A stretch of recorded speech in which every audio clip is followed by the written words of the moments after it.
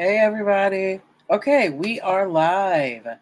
Hello, everybody. Happy Tuesday. Welcome to Who is Getting Sued This Week, also known as Story Time over here on TikTok. I am Natalie Pierre Lewis, your host. I am the owner and operator of NPL Consulting LLC, a business formation firm that is to help you get your business paperwork together so you can grow and scale with confidence. And I teach you business and legal tips that you need to know. And I do that through this show by taking stories in the news, stories about our favorite celebrities, and talking to you about them. Okay.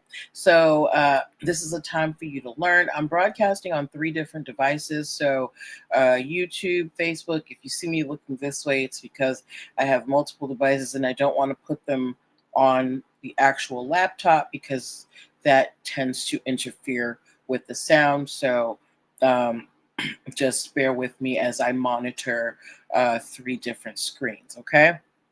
So we are going to get right to it today. Um, if you are a Prince fan, if you enjoy the artist known as Prince, please give me that purple umbrella emoji over here on TikTok. Y'all can just give me some hearts. If you are a Prince fan, give me some hearts over on TikTok. Give me um give me that purple umbrella over on the other apps, okay? So, we all know that Prince's great movie was called Purple Rain. It was also an album. Yes, thank you, Stella. Right? And can anybody name? Do you remember the name of Prince's love interest in Purple Rain? Can you give me the name of Prince's love interest in Purple Rain? If you don't know, because we may have some younger viewers, the Princess love interest in Purple Rain, her name was Apollonia. Okay, and she's a real artist. She's a real person. Hey, everybody coming in over on TikTok, make sure that you get your hearts and do all of that stuff. Okay, so if you watch Purple Rain, you know that Prince's love interest, her name was Apollonia, right? Well, Apollonia, she's an artist in her own right, and she has been apparently performing over the last few decades, even without Prince. It's okay, it's all right. And she is currently suing Prince's estate.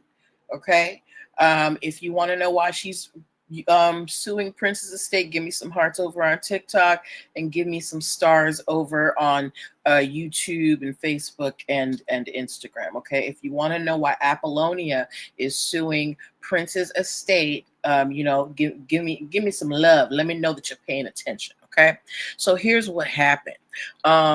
Apollonia, her full name is Apollonia Cotero. Okay, she has been going professionally by Apollonia for over 4 decades, meaning she's been doing shows, she has merch, she has a podcast that's called Apollonia Studio 6, and she says that when Prince was alive, Prince, he not only approved of her, going out there and using that name and making money off of the name Apollonia, he encouraged her, right? He bigged her up.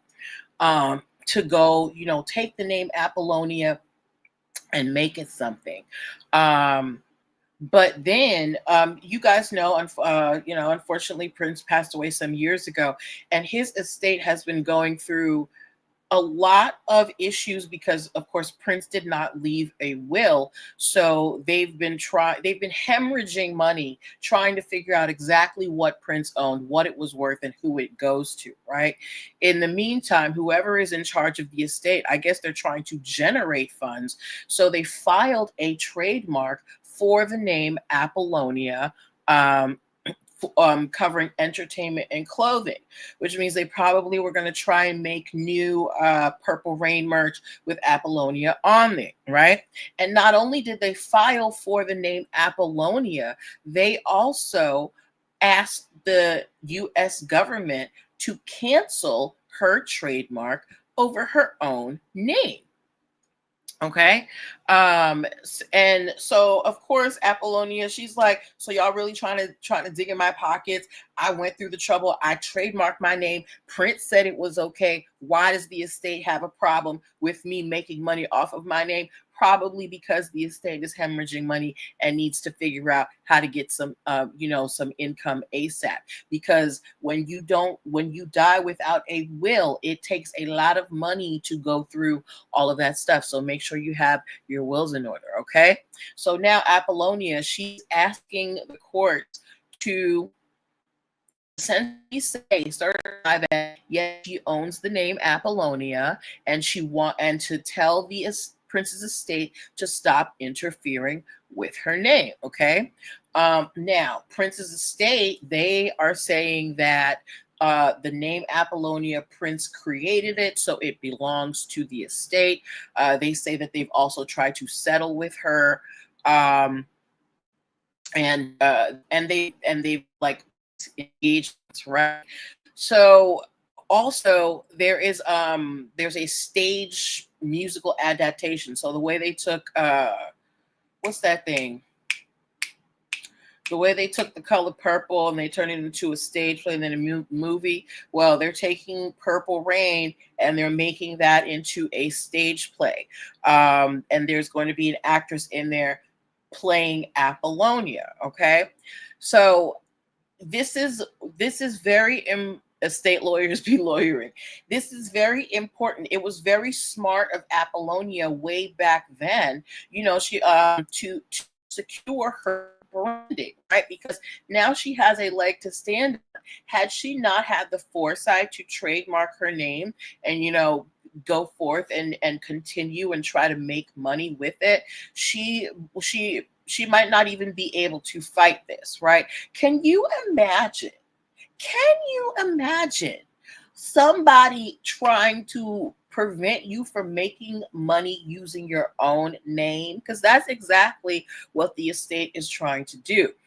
And that's exactly why Apollonia is like, no, thank you. I need these checks, right? So you guys out there are building your brands, if you're trying to be a full-time content creator, if you are building, if you are making physical goods, if you have services, right? You want to protect that name. If it's something that you're really passionate about, something that you really think is going to take you far, you want to take the time to preserve those names so no one can steal it from you. Okay. I've told you guys a few times of the issue in my community where someone who was well known within the community was using a phrase for years. Everybody knew it. They worked with the wrong person. That person saw that they hadn't trademarked the phrase and they went and trademarked it. And now that person has lost access to it. Okay. So don't let that be you in these business streets. Okay, guys, make sure that you are hitting your hearts over here on TikTok. So good luck to Apollonia. I hope she gets everything straightened away, because that's not fair. Just because Prince didn't leave a will and y'all are trying to figure out how to make some money. All right, next story that we are talking about, let's see here. Okay, so this is kind of a debate I want to have with you guys. I'm sure you guys have seen the recent ads with Serena Williams promoting a GLP-1. If you have seen the ads of Serena Williams promoting the GLP-1 from Roe, or Novo Nordisk, please give me a tennis ball emoji. Give me some hearts. If you have seen the ads with Serena Williams promoting essentially Ozempic, some weight loss medication, please give me a tennis ball in the comments. Thank you. So, do you guys think that having an athlete like Serena promoting this product, do you think it is helpful or hurtful to the brand? Because the reason why I ask this is because I remember some years ago, Weight Watchers had all of these celebrity endorsements, and one of the celebrity endorsements was Sierra, who has like the most perfect body. And she was talking about how she got on Weight Watchers to lose weight. And I'm like, ma'am, where?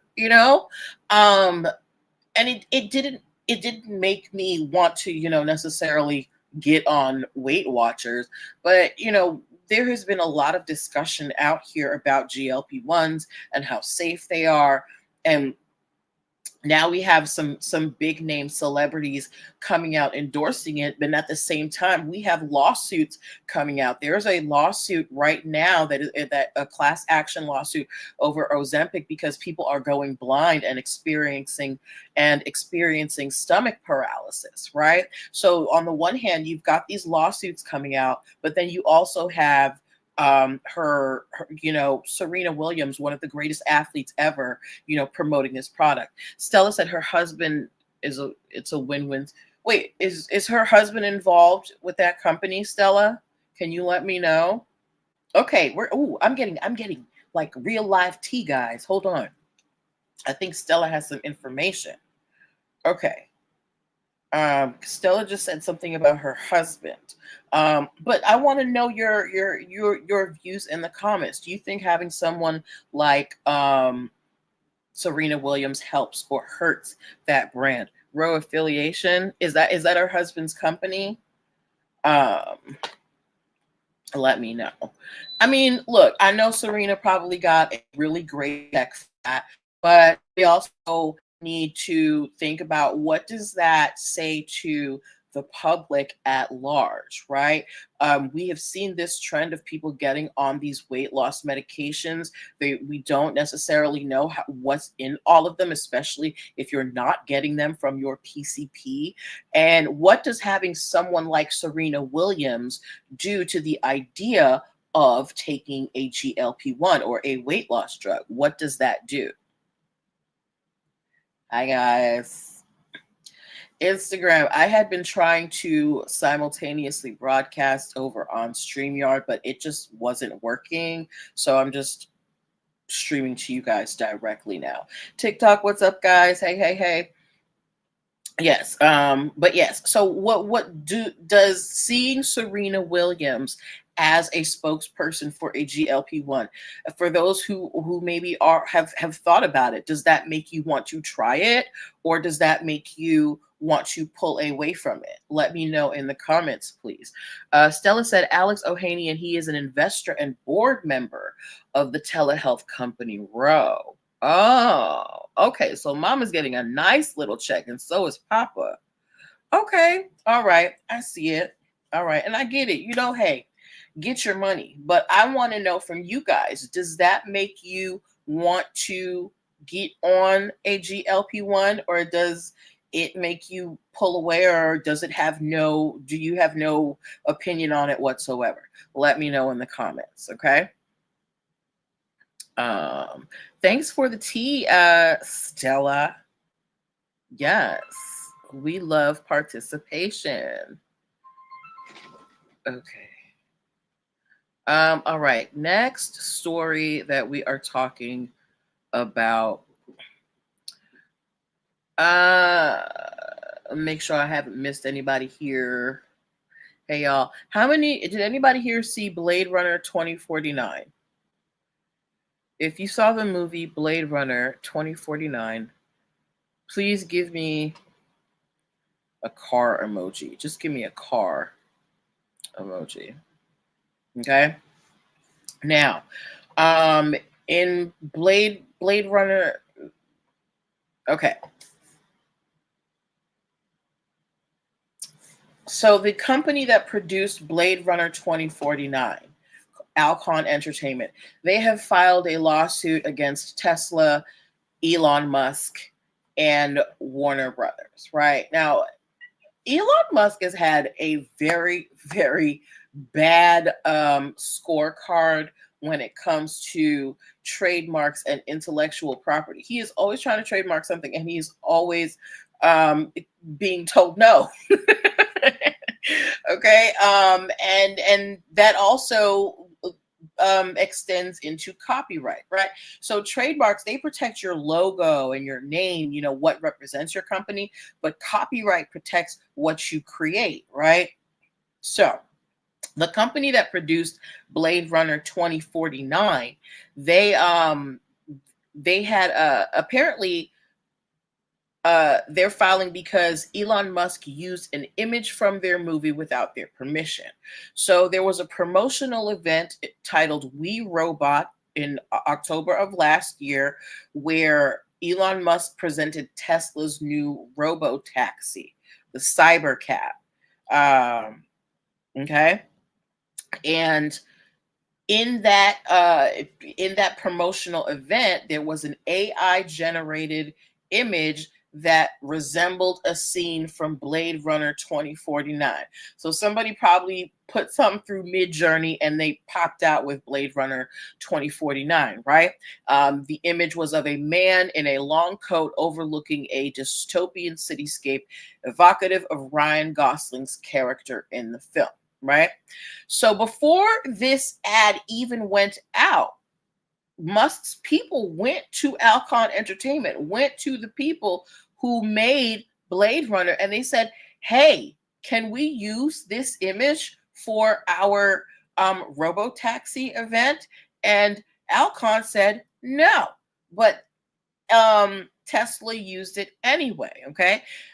Alcons explicitly refused the request to use the actual image, right? So they basically created their own version of it. And like I said, they probably put something through Midjourney. Okay, so now Alcon, the company that produced Blade Runner 2049, they are accusing Tesla and Musk of copyright infringement, false endorsement, and massive economic theft, right? Because essentially by using that image that is evocative of Blade Runner 2049, he is essentially saying that, he's got permission to use their work. He's got some type of they're okay with it. And they specifically said, no, we don't want you using our stuff, right? So now they're saying that this using this image created a false affiliation and possibly harming Alcon's brands and its negotiations for the upcoming Blade Runner. Oh, so apparently there's a Blade Runner TV series coming out. But Elon Musk, he does not have a good reputation out in these streets. He's taking L after L after L. So of course, Alcon Entertainment, they don't want any association with him because right now hi Dr. Obed Magni.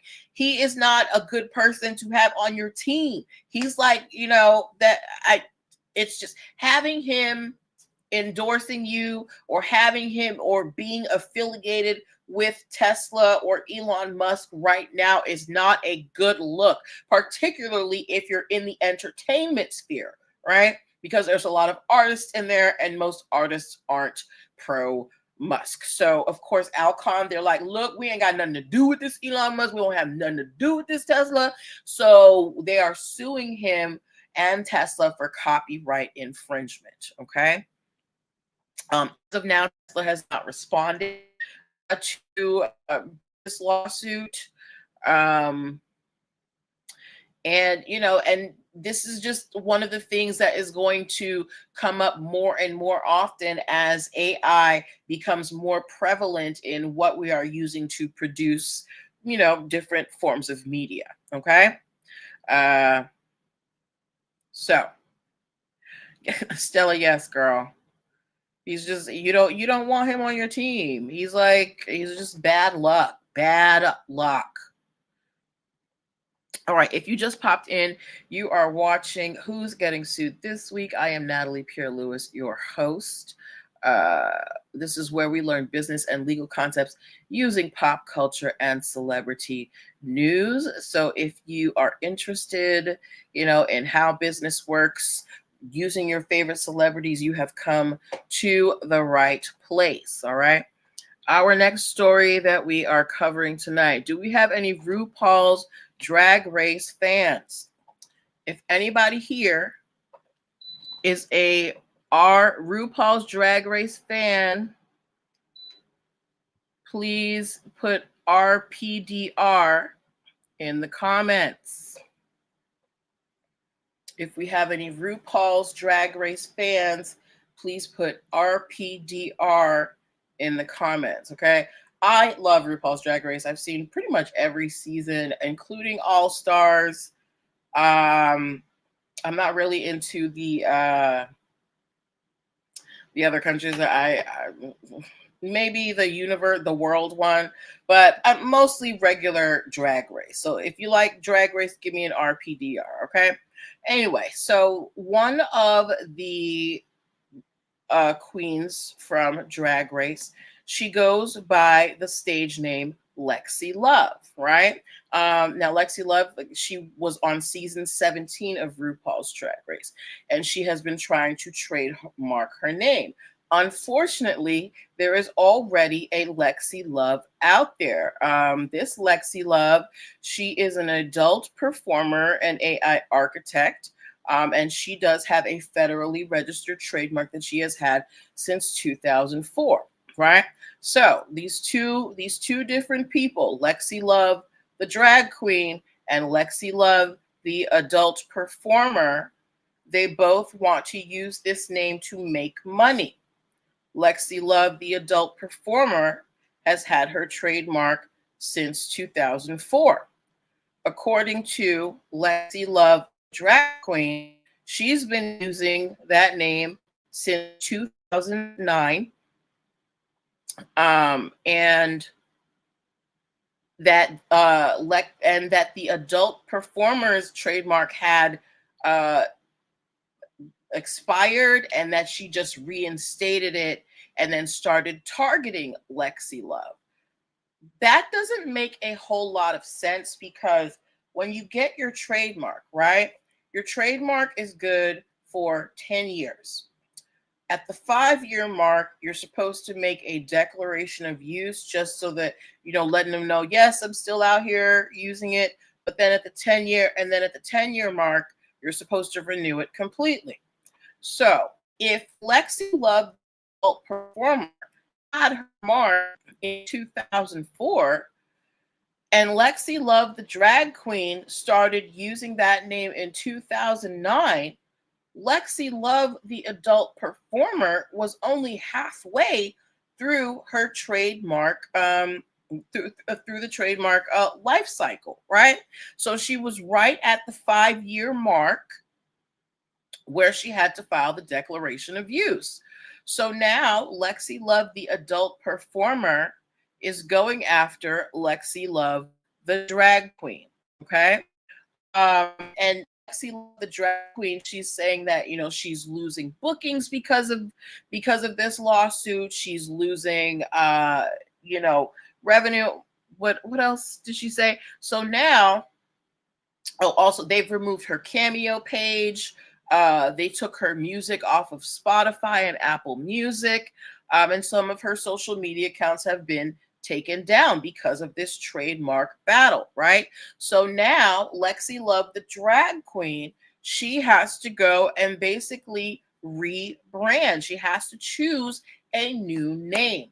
This is why it is very important that you are careful how you choose what you want to trademark. You need to do your research to make sure it's not already taken in your field. You need to do your research to make sure that it is available and that it's not close to anybody else's. You don't want to risk running up close to someone else's trademark. It's not worth it, especially in this day and age where everybody is trying to build a brand.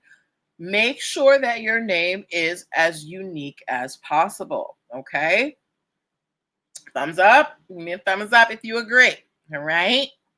And good luck to Lexi Love. I'm interested to see what she is going to choose as her new stage name. All right, let's see what's the next story that we are covering. Oh, we got another story with Elon Musk. Hold on, let me put his picture back up here. Messy Lexi's. Yes. We got another Elon Musk story, y'all. I don't have a picture for this one. Actually, yes, I do. Yes, I do. I'm my bad. Hold on. Like I said, Elon Musk keeps taking L after L after L after L. So, of course, we know a few years ago, Elon Musk, he purchased Twitter and then named it X for some god awful reason.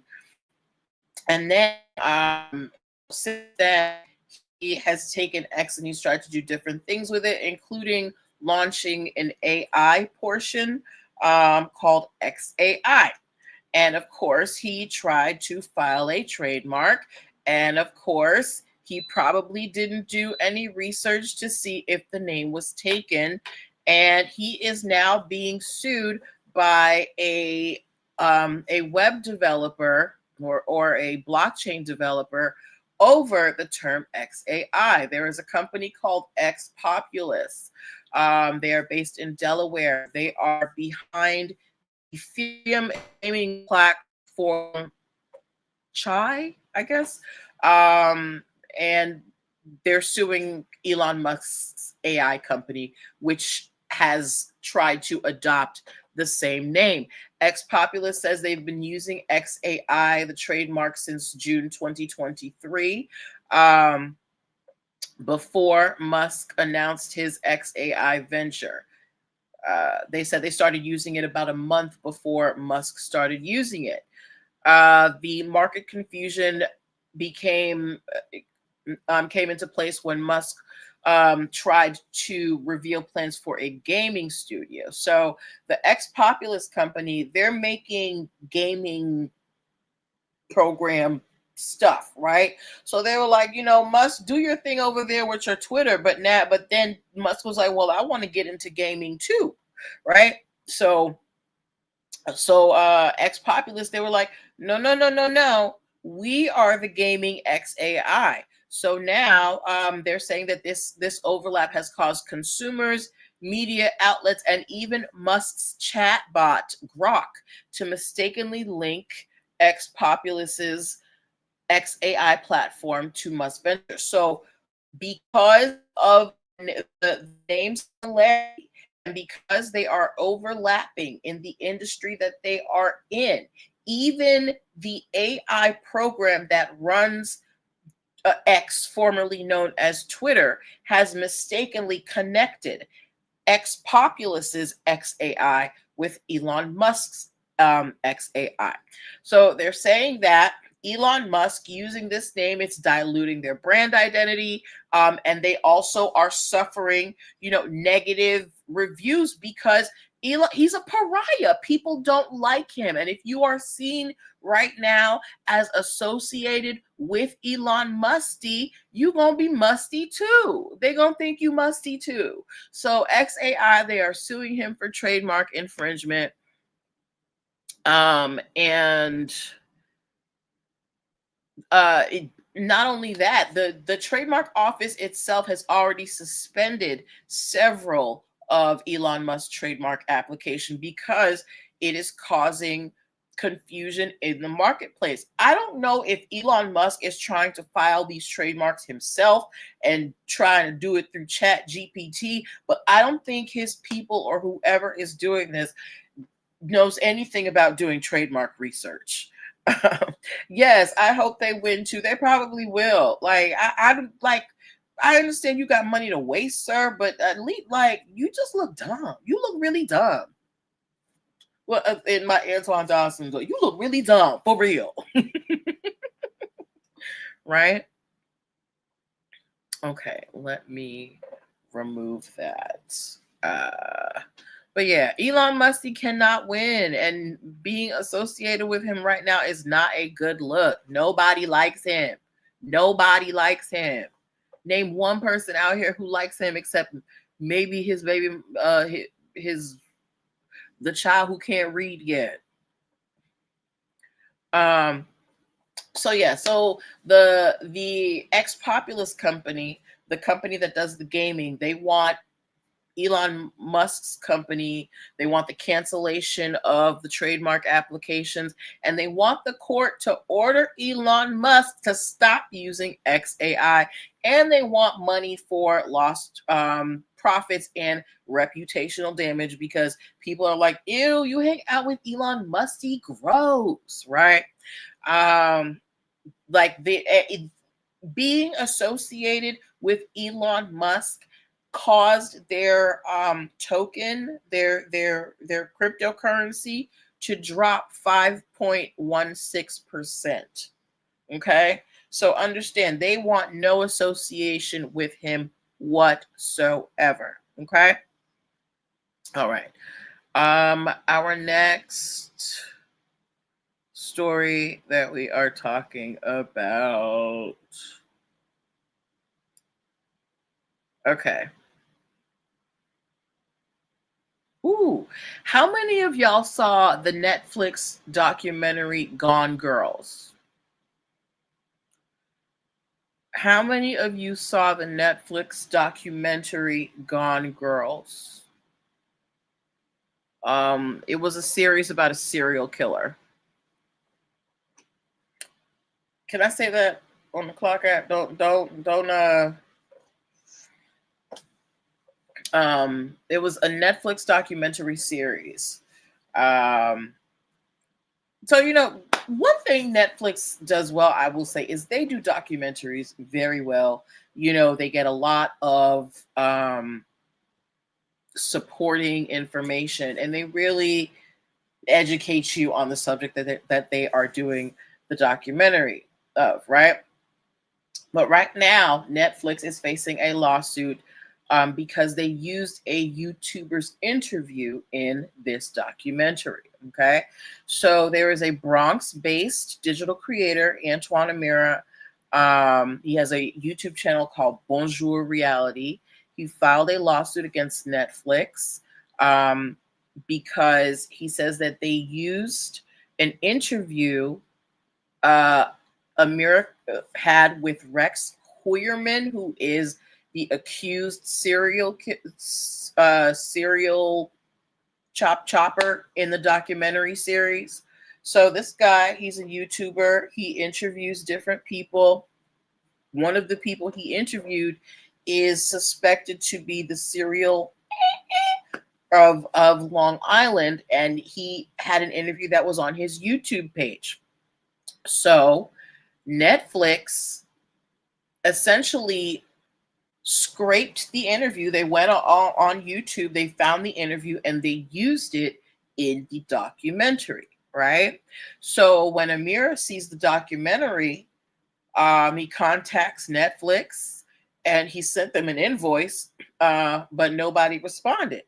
So then he filed a lawsuit for copyright infringement and to prevent Netflix from using his footage any further, right? So he's like, you can use my interview as long as you run me a check. And Netflix was like, who? What? Huh? What? So now usually when you have when we put stuff on social media, right? For all intents and purposes, it is open to the public. When you put something on YouTube, Instagram, TikTok, whoever has access to that platform, unless you make your account private, can access it and do what they want with it, right? So this case is dealing with how far does fair use, extend when you're making a documentary, because this was an interview that you posted on your YouTube channel that is open for anyone to see, right? But Netflix, you are making money off of this footage, right? You're making money off of this documentary. So if his interview, let's say his interview is 5 to 10 minutes, that's 5 to 10 minutes of footage, break him off a piece of cash. But he also put it on YouTube, so it's readily available. I don't know. Do you guys think that the YouTuber should get a check from Netflix for them using his interview in the documentary? Should Amira get a check? Stella said, Flicks making bank. Why you got to be shady? Credit where credit is due. So should Amira get a check? Even though Amira just uploaded the video to YouTube where anybody could get it, does Amira deserve a check? Round Nunes said, should we copyright everything before posting? No, because I mean, okay. Because first of all, he should get a check. First of all, when you get on these platforms, you know those terms of services that you don't read? It tells you that they can take your pictures and do whatever they want with it. So all of your notifications that I don't give you authorization to do this, and this doesn't mean anything. When you step onto a social media platform, you are in someone else's house and you got to follow their rules, okay? So, it wouldn't matter if you're copywriting it, unless it's something you're creating as a piece of art that you want to save. But if you're just posting your vacation photos, no. um but this guy, he's a YouTuber, and he had this interview and it was used in this documentary, but he just posted it. So Round Nunes says that he should get a check. Does anybody disagree? Does anybody disagree that he should get a check? I definitely think that he should get a check. It's not like Netflix, is not making. Netflix gets your $7.99 every month. Whoever has an account, $11.99 if you don't want commercials, right? So of course you made some money off of this documentary. Even however small the check is that he deserves, run him some money, because you wouldn't have that footage to put in your film, right? Um, but I'm sure they're going to break him off something. The fact that he's a creator and I'm sure he has a signature style, I'm sure that they're going to settle with him. We may not learn about it, but I feel like there's going to be a settlement. But this just goes to show you need to be persistent in pursuing your intellectual. Are you kidding me? Are you kidding me? You need to be persistent in protecting your work if you're trying to get your work out there in the world. If you don't care one way or the other, that's fine. But if you're someone who's trying to make money off your work and you see someone using your work without your permission, it is your duty, it is your responsibility to go after them. Stella said, will watermark imprint to preserve original work material do anything? I mean, depending on where you put it, I could make it hard to remove. But if someone is determined to use your work without your permission, there are ways around that. Now, let's say you're a photographer, right? Now, that person might use your work, but because you're the photographer who took the photos, you have some automatic copyright rights, and you can go after that person. So you can definitely put your watermark imprint on there. But what gives you legal standing to go into court, because there's so much going on with copyrights today, what gives you legal standing to go into court is to copyright your information. If you're making money from your work, if you write books, if you are a painter, if you are a choreographer, if you are a photographer, if you create things with your mind and they are expressed physically and you are making money from that, you want to protect that with a copyright. Okay. All right. Okay. Cool. Now, next story that we are talking about. Y'all having a good time? If you're having a good time, give me a thumbs up. Give me a thumbs up. Give me a thumbs up. Oh, we have another AI story. Y'all, AI. If you guys follow me on Instagram, I posted a reel today where they were talking about how the use of AI, it is killing the planet. Yes, I know it's convenient, but we also need to be aware of the environmental impacts of using Chat GPT in all of these AI programs. Okay. I'm not innocent. I'm not gonna say I've never used AI, but we need to be more cognizant of how much we're using it. Okay, but anyway, I digress. So OpenAI, they are the company, they do Chat GPT and all that, right? And of course, they are the belle of the ball right now. Their programs are popping fresh, right? It's really funny. It's so silly. I'm laughing because okay. So OpenAI, they filed a lawsuit against another company that named themselves Open Artificial Intelligence. So what does AI stand for? You're welcome, Stella. Tell me in the comments right now, what does AI stand for? So the company that has brought us Chat GPT, their company name is OpenAI Inc. Somebody, I guess, who was trying to, get in on the action named themselves Open Artificial Intelligence Inc.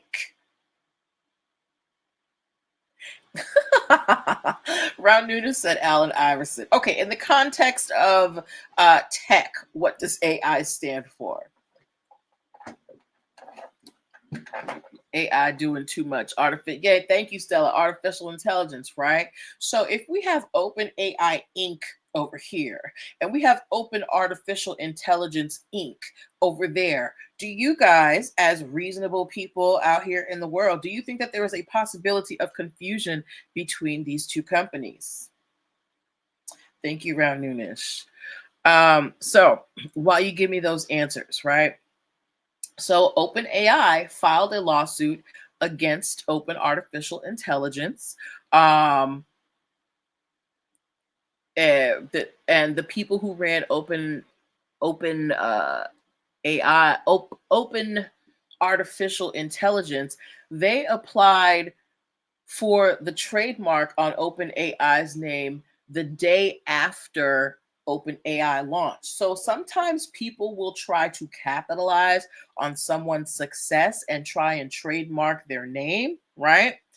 And that's what this other company did. So this other company, they saw OpenAI was coming out and they tried to trademark the OpenAI name, but that didn't work. So they tried to trademark Open Artificial Intelligence, right?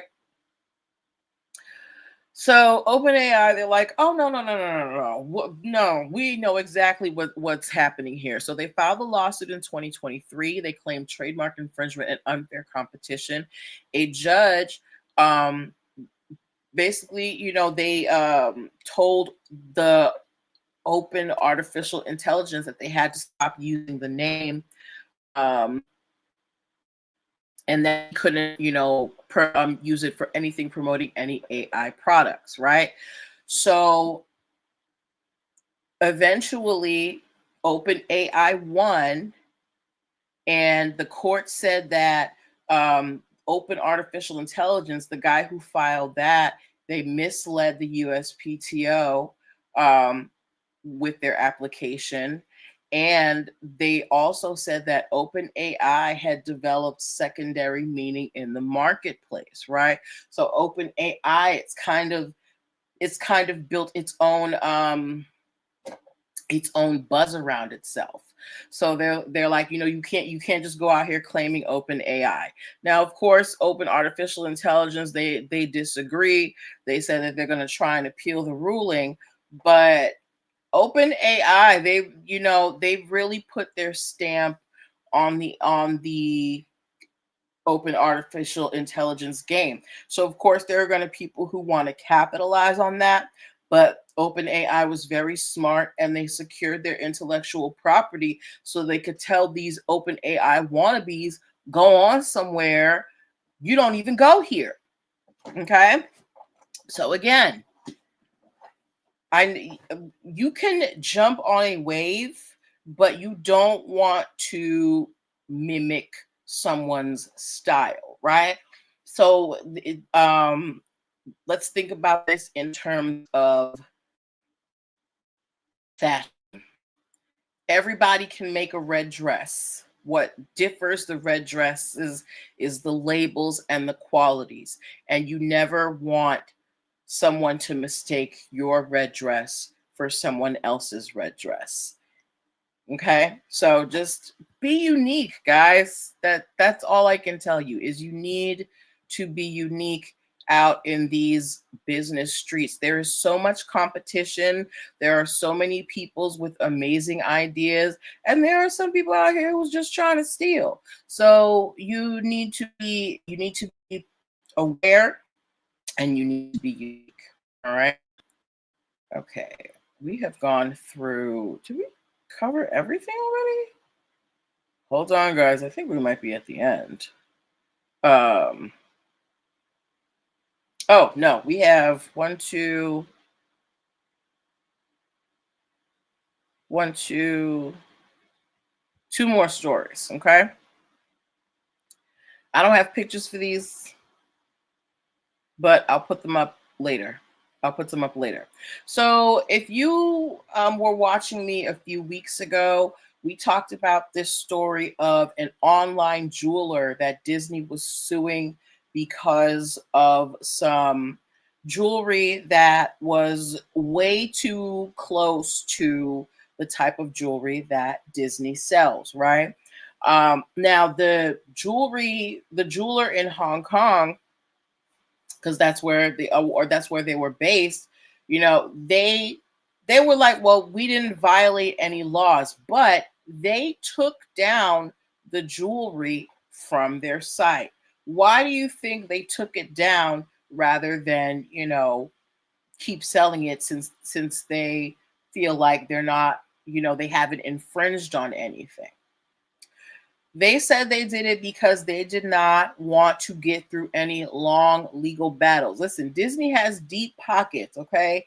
And they can drag out a lawsuit for a long time. So even if the online jeweler was not in the wrong, the idea of the massive amount of legal bills that it might cost them to defend this just won't work for them, okay?